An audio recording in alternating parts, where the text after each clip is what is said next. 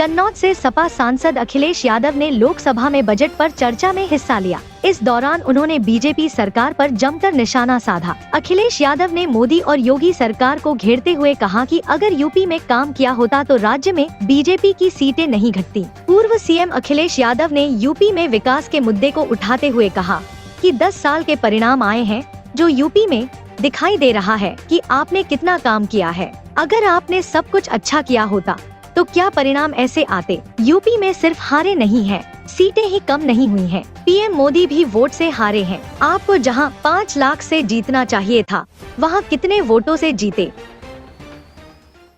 ये 11वां बजट है। 11वें बजट के बाद भी नाउम्मीदगी दिखाई दे रही है और सरकार में है तो सरकार के लोग तो अच्छी बात करेंगे ही। न केवल नाउम्मीदगी दिखाई दे रही है, बल्कि जो चेहरों पे खुशी होनी चाहिए थी सरकार बनने के बाद,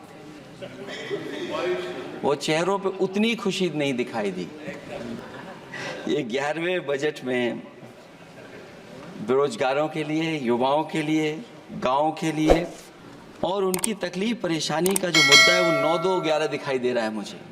महंगाई में घर चलाना, बच्चों को पढ़ाना और घर के बड़े बुजुर्गों की दवा इलाज से लेकर के महंगाई का जो सामना करना पड़ रहा है, ये बातें परिवार वाले बखूबी जानते हैं।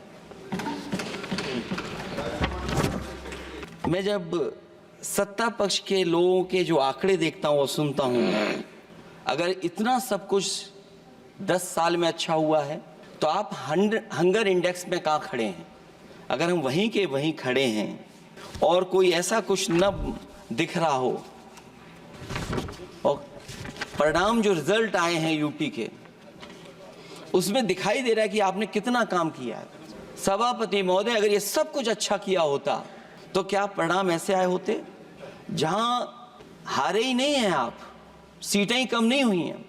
देश के प्रधानमंत्री जी भी वोट से हारे हैं, वोट से हारे हैं। जो कभी 5 लाख तक जीतना था जिन्हें, या 10 का टारगेट बनाया था, कितने से जीते। तो कम से कम इन चीजों को तो देखें।